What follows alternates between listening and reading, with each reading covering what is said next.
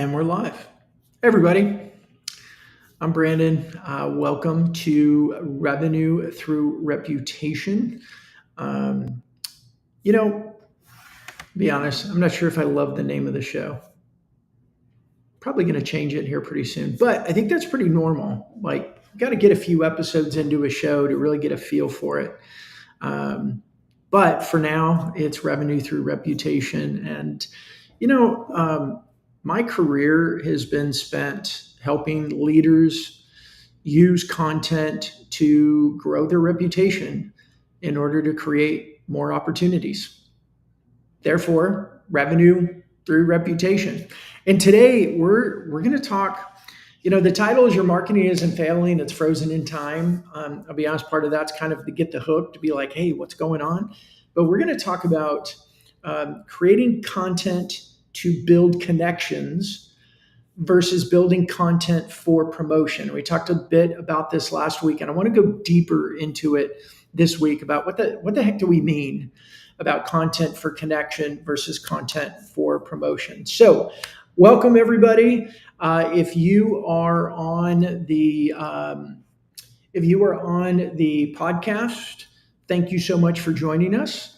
I know that I spend a lot of times talking to the live audiences because we go live on LinkedIn and Instagram now. Crazy new for me, and YouTube, and then you're on our podcast. So hey, if you like the podcast, here's what I ask: you can take a little screen capture of it, share it with somebody, tell them why they should pay attention to it, and if you really like it, I'd love the reviews, or send them to me on LinkedIn. Tell me what you think. Give me any topics you want. But anyway, if you're live, if you're on either Instagram or YouTube or LinkedIn, and you want to comment, you want to add a question, you want to make a comment, you want to tell me I'm wrong, anything like that, man, add it in there so that I can address it. Be pretty cool. Okay, so we're going to jump in. In 2018, I started my first podcast and live show.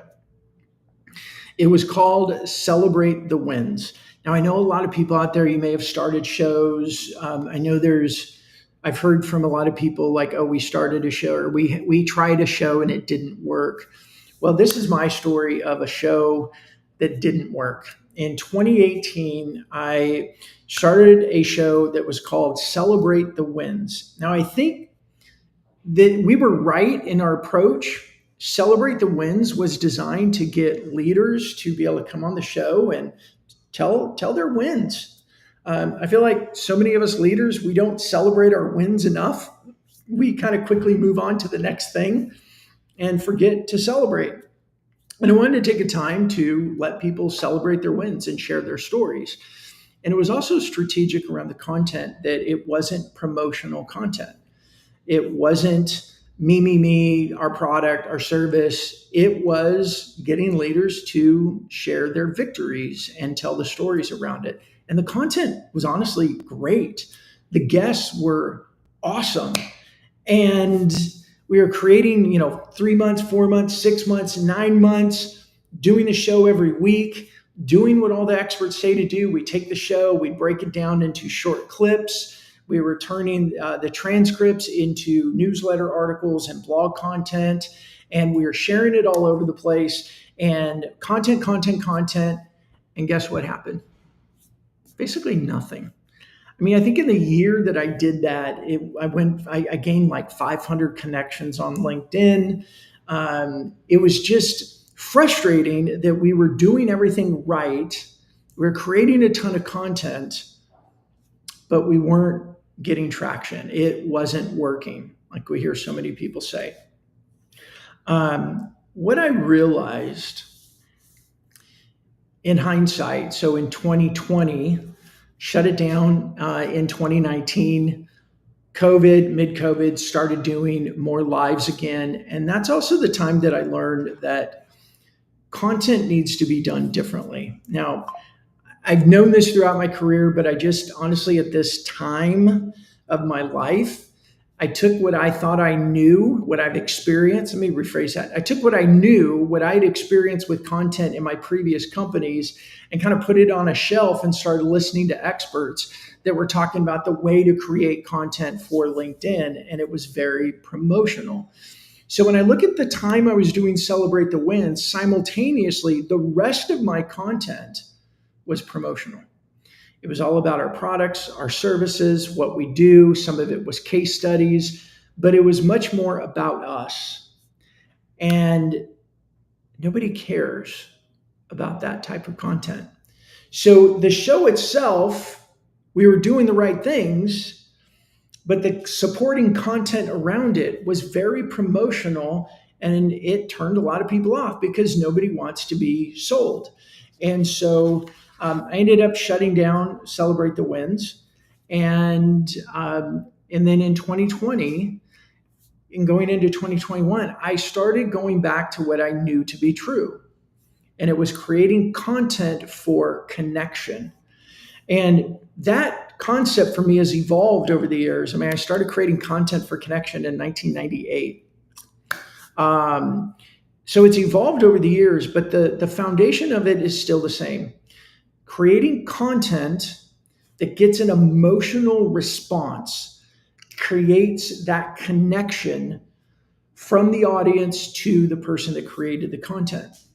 And promotional content just doesn't do that.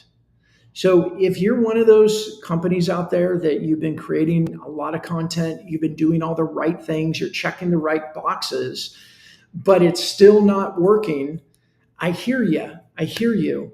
It's not that you're not creating enough content. It's that we're creating the wrong type of content. We're creating content to promote instead of content to connect. So I made the shift and I started getting back to my roots and created more humanity content, as I call it. And I'm going to talk about humanity content. I'm going to talk about how to create business content in a manner that connects instead of being ignored. I'm going to talk about all that today. But in 2021, I started creating more humanity content. And the type of content that I created, and I said humanity, I know a lot of people, LinkedIn isn't Facebook, and creep that type of content out of here.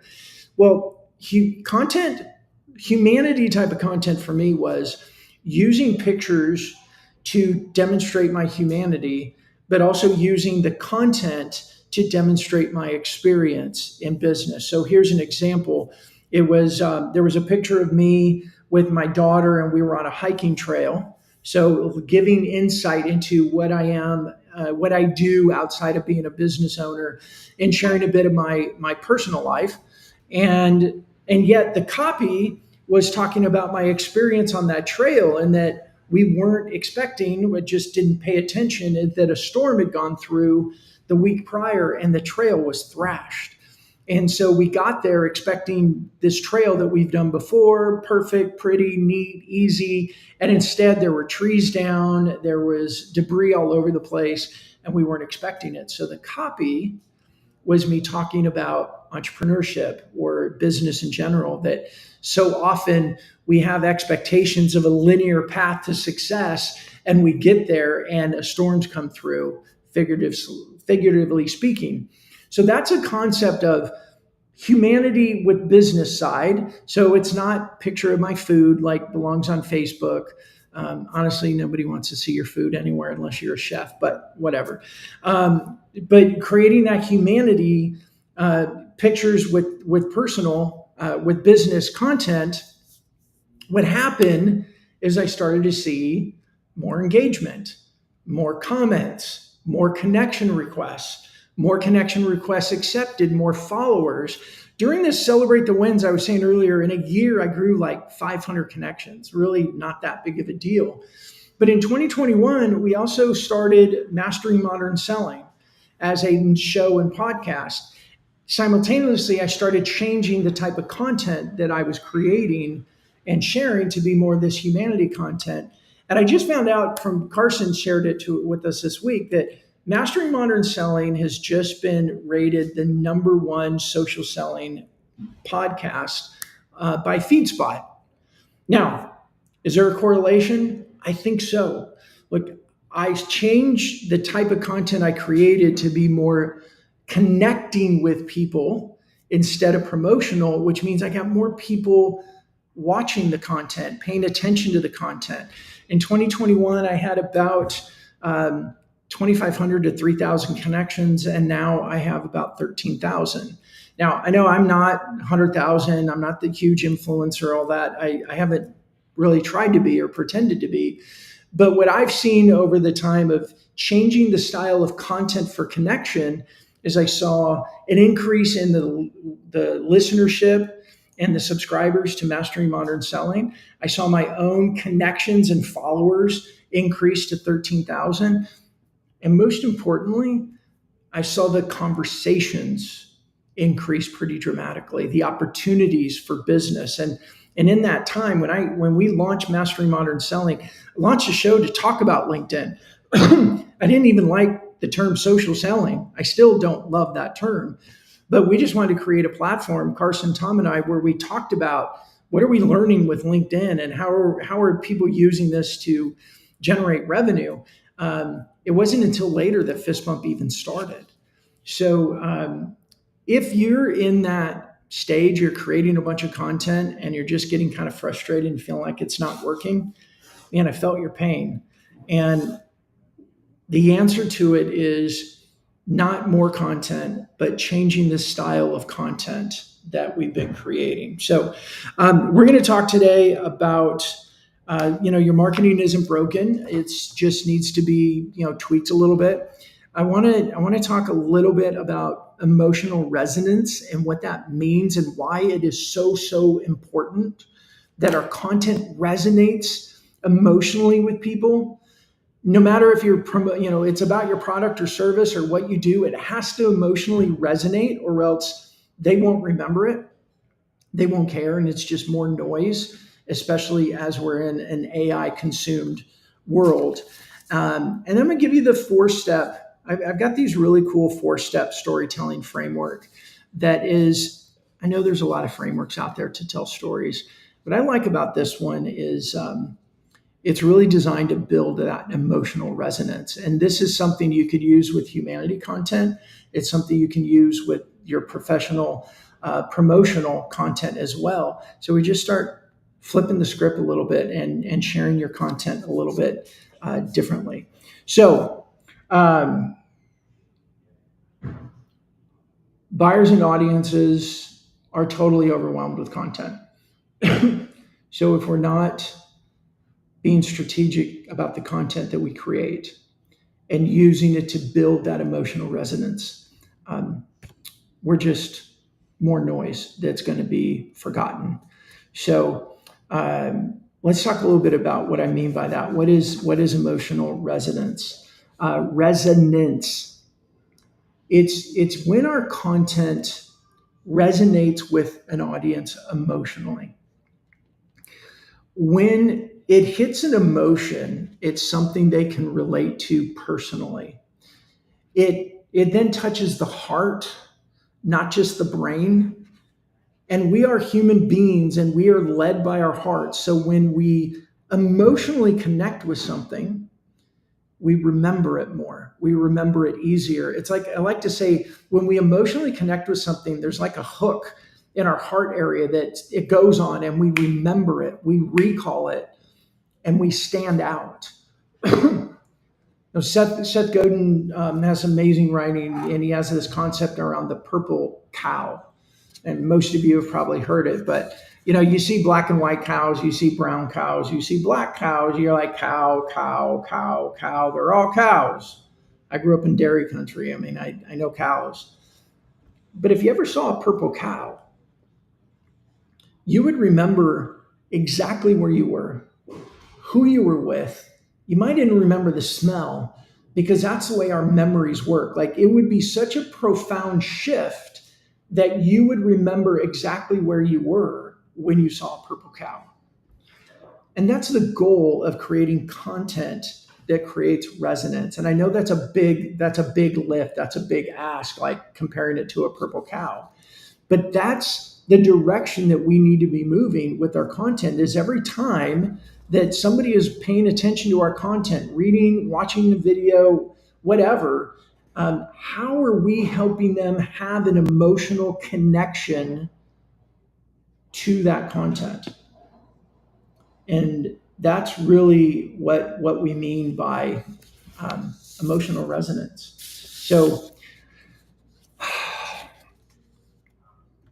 now that we understand emotional resonance, I want to talk about the two different types of content that creates emotional resonance, or the two different types of content that we all need to be creating, especially as we're talking about executive leadership. You've heard me say this before, I'm sure. What people really want to know right now, they really want to know what your leaders are really, really, really like. There's a couple layers of things. Go with me on this. They want to know who your leaders really are. They want to know how they think.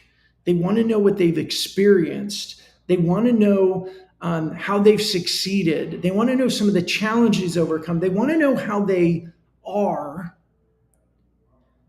much more than they want to know about your product or services. And when we're leading with that type of content, we're building that emotional resonance because we're sharing personal story. We're sharing stories of overcoming, we're sharing stories of success.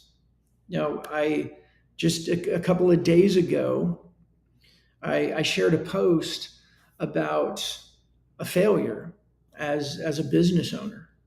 And I was sharing authentically about, man, this is what it did to me. It kind of wrecked me.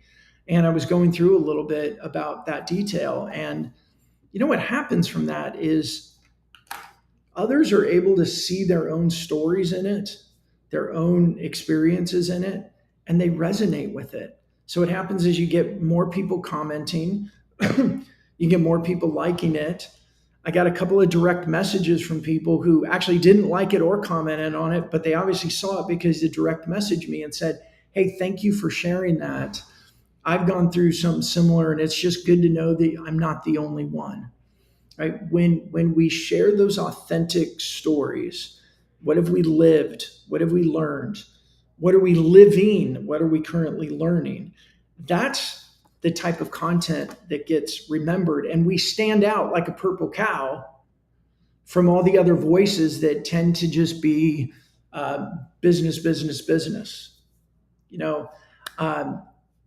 I learned this really, really well in my second company called By Design Publishing. And what we did at By Design, it was such a fun business. And, if you were with us back then as a client, or you worked at By Design or something, man, that was such a great era. That was such a wonderful season. It was a great company.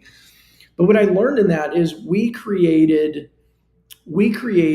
personalized custom magazines. And we sold them to business owners. We had a lot in residential real estate, but we also had chiropractors and lawyers and accountants and, professional service providers. And what it was, we had different types of magazines. We had different styles of content, but we allowed customers to personalize the cover. So we'd have like the body of the magazine would be 52 pages or something like that. And then the cover would be personalized for a business owner. And they would give us a database of like 100 names, 200 names, 212 names, it didn't matter, and addresses. And we would print that many covers, bind their cover to the body, and mail it to their database of people. And it was their magazine. Now, the body was the same for everybody, saved everybody a lot of money, but the cover made it their magazine, a little picture of them on the front cover, inside back cover, outside back cover, local content, personal content, whatever. What we learned when we started talking to people who received that magazine is that they felt connected to the person who sent it to them. They felt emotionally resonant. They felt this emotional connection to them. And I'd hear from clients who would say, like, my friend Gail Hartnett, and she told me this story many times, but she'd get a call as a real estate agent as a realtor in Boise, Idaho. She would get calls from people and say, hey, we're going to sell our home. Can we meet with you? And she would go there thinking she was being interviewed. And when she got there, she's like, well, if you choose me, and they'd be like, what do you mean if I choose you? Like, you're Gail, you're the one that sends us this magazine. Like, there was a connection that was strong, and the person sending the magazine for a long time, they didn't realize how strong that connection was, and the amount of referrals that they got from it, and the amount of repeat business, and how their reputation grew so much because this magazine gave people like a 20 or 30-minute break from life. Like, it was a fun magazine. It was beautiful pictures, beautiful locations, beautiful rooms, kitchens, and somebody could, kick their feet up and flip through it for 15 minutes or 30 minutes and take a little vacation. But the key of that is that little mini vacation was provided by the person who sent it to him, and there was that connection.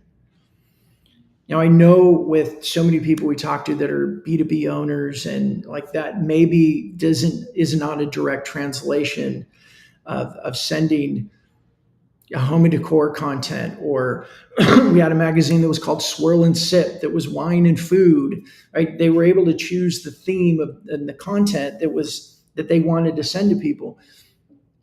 But the foundation of that is still 1,000% accurate. When we send, our content helps build that emotional connection to people.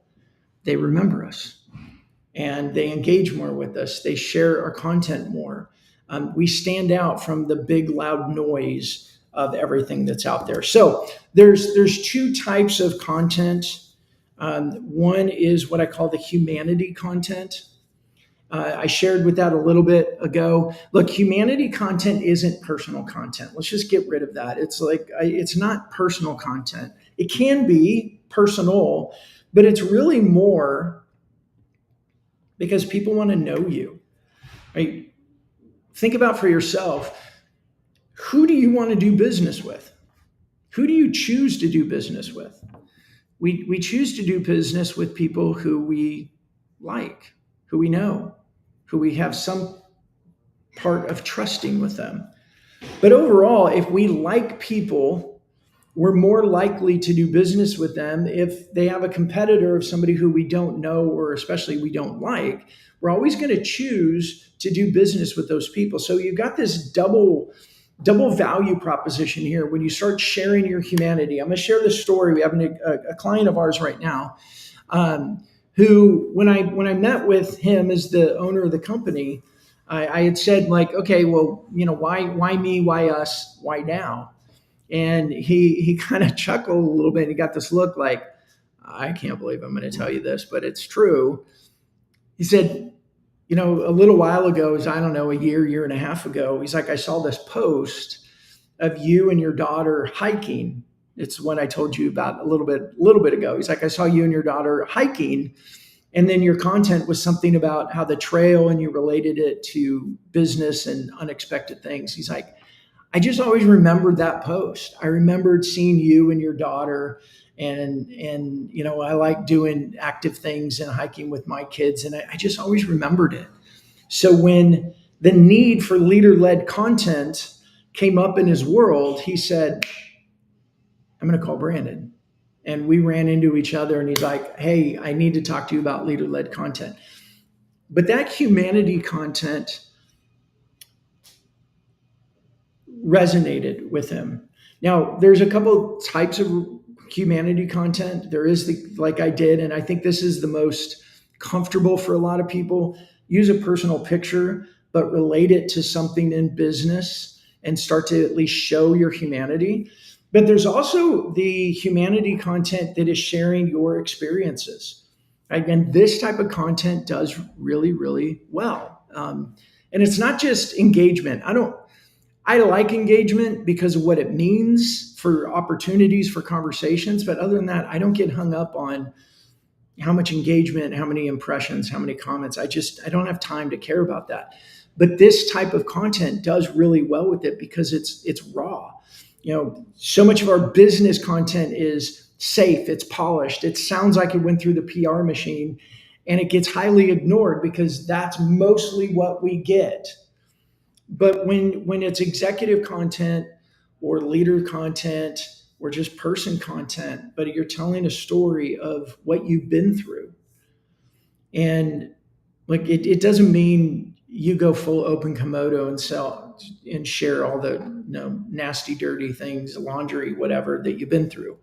But sharing things like, hey, I had this big challenge, and this is the way it made me feel, and this is what I ended up doing, and this is how what happened. Even if it's not an awesome outcome, but you're just sharing your story, you're sharing what you've learned.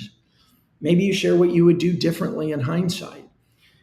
Not only is it emotionally resonant, like people can connect to it and go, wow, I've been through that. But it makes people remember you, and it helps them feel like they know you, and like you and trust you. I've shared this story before, and Natalie and I traded some text messages this morning. I was at the airport sitting in my gate trying to get an email out before I jumped on my plane, and I got this tap on my shoulder, and it was Natalie. At the time, I didn't know her as well. We were connected on LinkedIn, but we had never met in person. And she taps me on the shoulder and she goes, Brandon. And I said, hey. And I stand up. She gives me a hug. She's like, it's Natalie from LinkedIn. And I'm trying to connect the dots. But here's the point.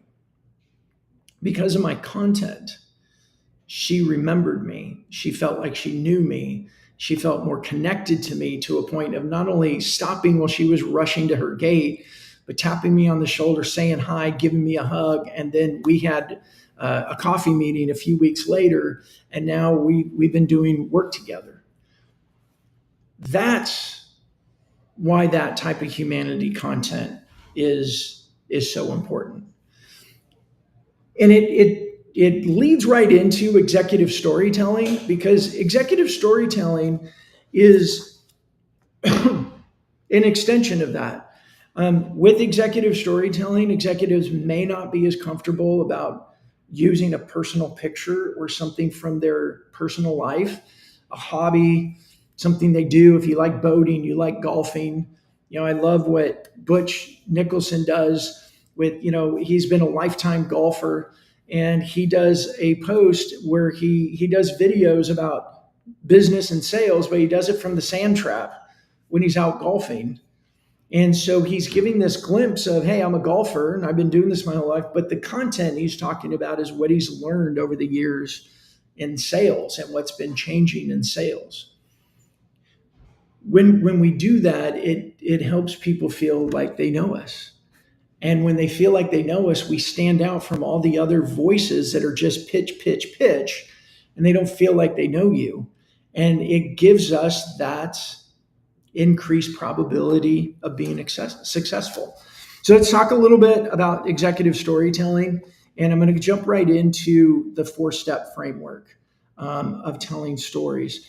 But the idea is that we move an audience from feeling seen, like, hey, I get you, to a sense of an urgency of like, man, you not only do you see me, you get me, but also trusting the solution and the outcome that you are proposing and moving them to a point of taking action. So I want to ask you is, how is your executive storytelling happening right now? What type of stories are you telling? How are people resonating with it? If you're like most people that, hey, we're doing our best with content, but we're just not getting the engagement that we want, we're not getting the conversations that we want. We post, but then our cold outreach is still getting met with a lot of hangups or no returns, no return voicemails, no returned email, because people don't know you. When they feel they've got that emotional resonance with you, they feel connected, they know you, then they're much more likely to return those cold outreaches because I know you. I feel like I know you. Now, I've shared, Chris Dunn's example, sending out cold emails as he's doing this work in LinkedIn and showing more of his humanity. And he sends an email out to somebody who responds and says, hey, yeah, let's schedule a call. Cold email, right? Cold email, not someone he knows. Sends it out. And the guy responds, yeah, let's schedule a call because I feel like I already know you from what you post on LinkedIn. That's a win, right? That's a win because our content paved the way. It led the work for us so that somebody felt like they know us, felt like they knew us, and said yes to a meeting. And then it becomes an opportunity. That meeting may or may not have gone anywhere, but getting that call and building that relationship may lead to a future deal or a referral to a deal or who knows what. But it's much better than not getting the call, right? Okay, so we got our humanity content, we've got our executive storytelling. I want to deep dive into the framework, and then we're going to wrap things up. So, first step, and hopefully you heard this, my story at the beginning about celebrate the wins and everything. It was following this model. So number one is align. Step one is align your story to show empathy and understanding of your audience, especially their challenges. So when I talked about celebrate the wins, I was talking about, man, we did it. We were doing all the right things, but we weren't getting anywhere. So the beginning is align and help people understand like what you've been through resonates with what they're going through. So they feel like you do know me. So we want to align ourselves to what they're going through today through our story. And it's pretty easy, right? We've all been through challenges. We've all made good decisions. We've all made bad decisions. We've all done things we wish we did differently. Like sharing that type of stuff is pretty easy. The next step, and by the way, on the align, it's really making that message about them. I actually prefer to do third-party stories than my own personal stories in that. Sharing the one to celebrate the wins was just so perfect for anyone that's creating a whole bunch of content and being frustrated, because that's exactly what I went through. But generally, I like third-party stories, so I don't even say I and me. I can say they and them and we and us. But I did today with a personal story. Anyway, using that first part, the align side, to make it about them and not at all about your product or service. The second stage is agitate. Now, agitate is, and I've learned this over the years, like I didn't do this well for a long time because I've always been like, gosh, nobody wants to sit in that stuff. Let's just move to the good part, right? But agitate is really highlighting the pain point and helping them feel it, right?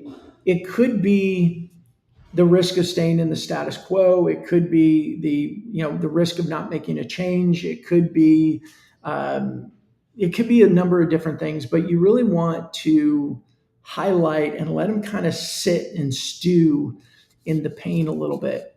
Like, hey, when you're creating all this content and you're doing a show and you're creating videos and you're creating newsletters and you're publishing and you're publishing to LinkedIn and YouTube and newsletters going out and all this, and you're not getting something, man, it just makes you feel like crap, right? Like, I'm doing the work. I'm doing the things the experts say to do. I'm checking the boxes. But people out there say, oh, I got all this success. And I'm looking at going, I'm doing the same thing. And I'm not getting that success. Like, it's frustrating, right? It's frustrating to do a lot of work and have these expectations and have it not come to pass.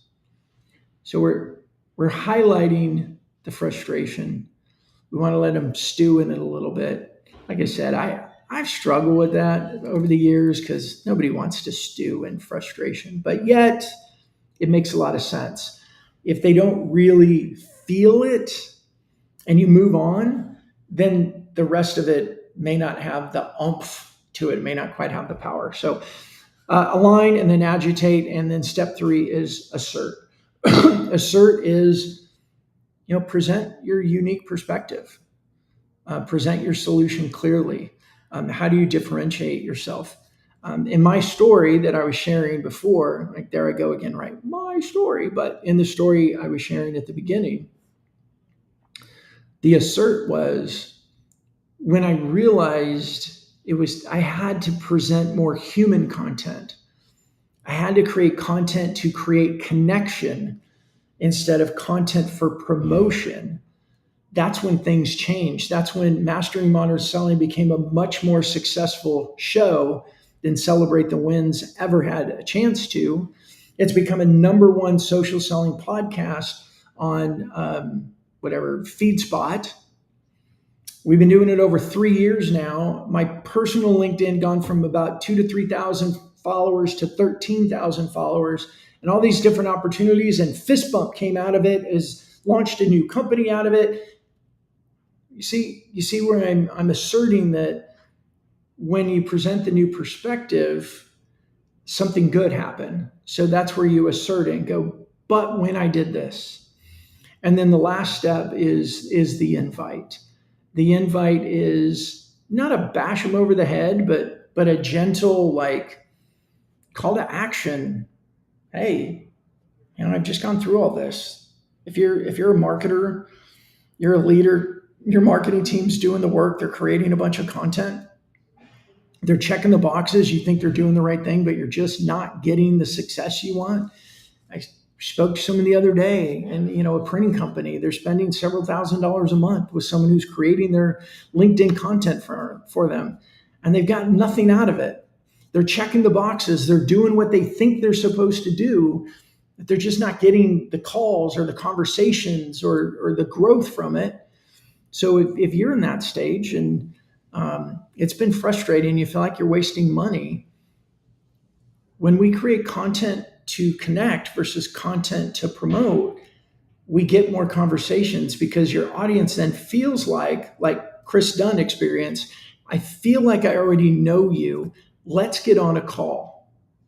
When they feel like they know you, when you change the style of your content to build connection instead of promotion, that's when you get more yeses to your request for conversations. That's when pipelines get filled better. That's when you become more successful. So as you're watching this, if you're in that situation, you're in that boat, you're a leader, or whether a marketing leader, a CEO, sales leader, and like, man, we've been checking the boxes. We've been doing the work and we're frustrated because it's just not creating the outcomes we want.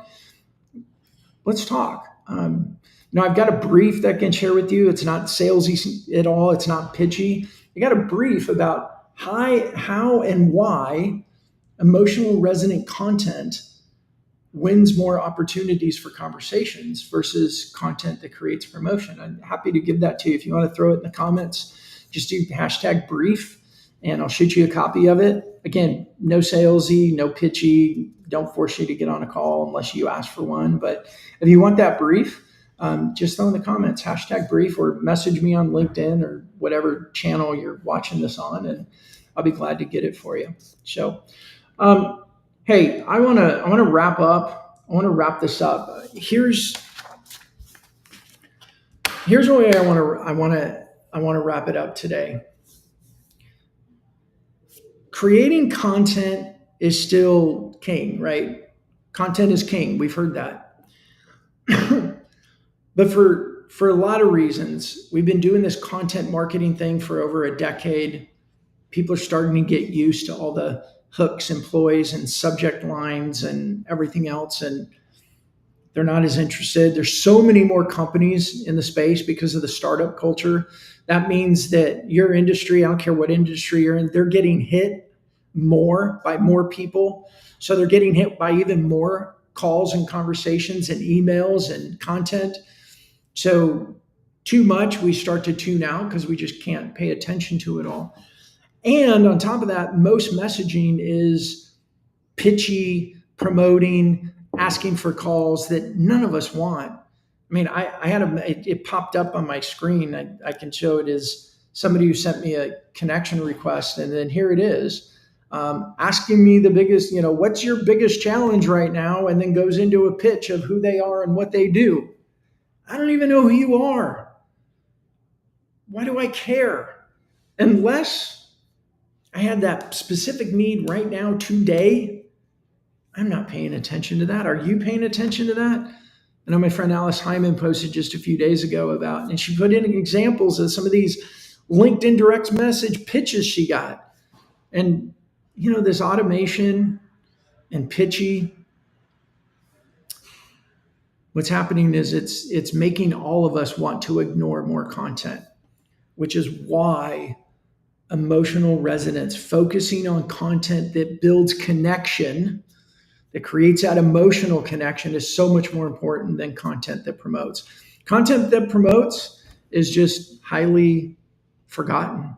It's ignored because we don't want to pay attention to it. We don't want to be sold. So that's revenue through reputation for today. Hey, if you have questions, throw them in the comments or direct message me. If you have topics that you would like to have on the show or guests that you think would be good, I'd love to hear them. This show for me, like, I've been doing Mastering Modern Selling now for 3 years. We're at like 140 episodes. I think today for me, this is episode 9 for this one. This is new. It's different. This is me getting back to my roots of content and how we use content to create relationship and lay the foundation in order to get more opportunities. And that's what I hope to bring you from my 26, 27, 28 year career of creating content.